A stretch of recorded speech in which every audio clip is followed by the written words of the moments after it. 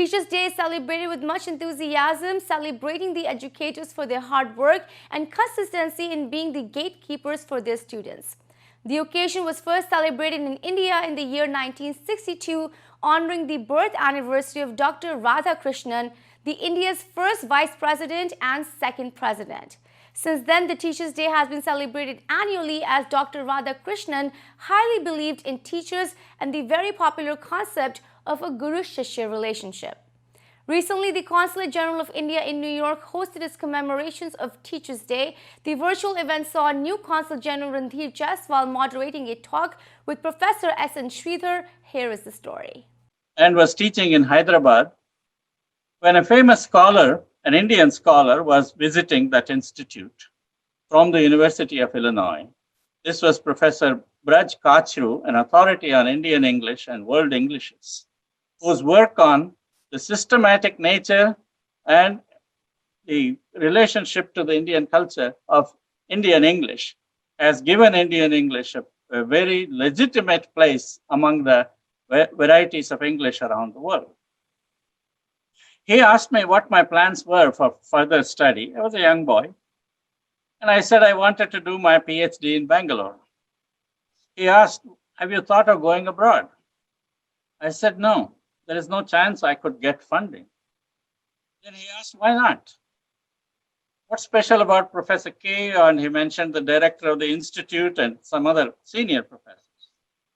They've all studied abroad. Do they have horns? I was scandalized. I had never thought of myself in the same league as those senior people.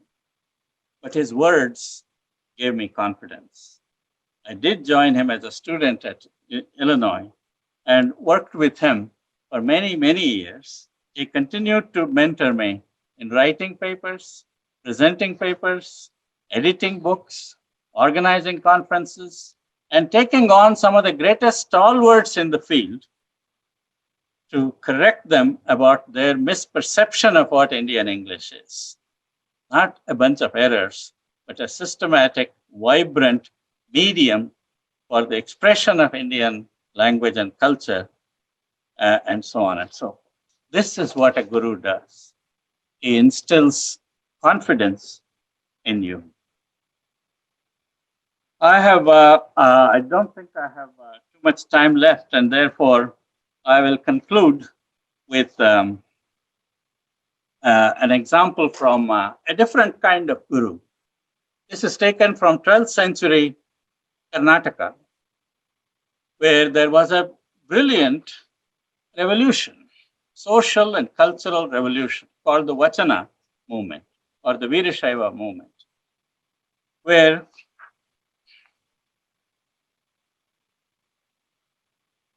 its leaders, Basava or Basavaishwara, Allama Prabhu, Mahadevi Akka, a woman poet, hundreds of followers from all walks of life, from shoemakers to laundrymen, from boatmen to something else, pioneered a revolution in Indian society and culture. They asserted their right to direct access to God without the mediation of priests or temples or rituals or scriptures. They advocated an egalitarian society. They asserted the dignity of labor. They rejected the caste hierarchy. They erased the gender distinction between men and women. And they neutralized the distinction between prose and poetry and high language like Sanskrit and vernacular languages like Kannada. In other words, this system of guru and shishya is not simply a spiritual one, but it's also a secular one. It's not simply an academic tutoring. It's not just a teacher, but also somebody who molds your life and shapes your values, gives you confidence, becomes your friend and your champion, and continues the tradition of learning and knowledge from one generation to other. And therefore, it is not surprising that in traditional India, whenever you start a lecture, you start by saying, Shri Gurubhyo Namaha. Salutations to my teacher. Talking about teacher-student relationship or Guru-Shishya Parampara in India. India is changing, and for that reason, our traditions also have to, change, or they have to adjust to the changing reality. The question is, what do you think we must do to keep its sanctity intact? That's a very big question. We could have a whole seminar on this. But it's a good question also, because things are changing and our traditions and our institutions should change with that. So now we have these large classes. We have so many subjects that you are supposed to teach and learn. And there is no one person who can teach you everything, computer science as well as molecular and cell biology and nuclear physics and mathematics and so on and so forth.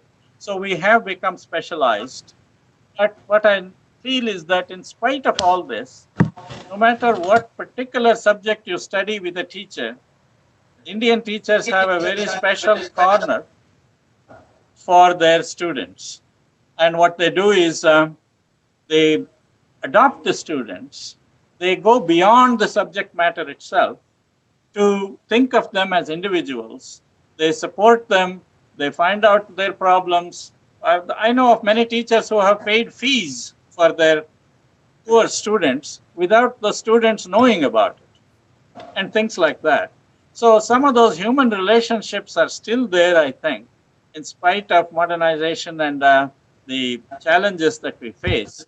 But we should also encourage this by reforming our curricula such that there is a little time for and space where students and teachers can meet informally and they can spend time together and they can get to know each other, and not simply in the impersonal circumstance of a large classroom.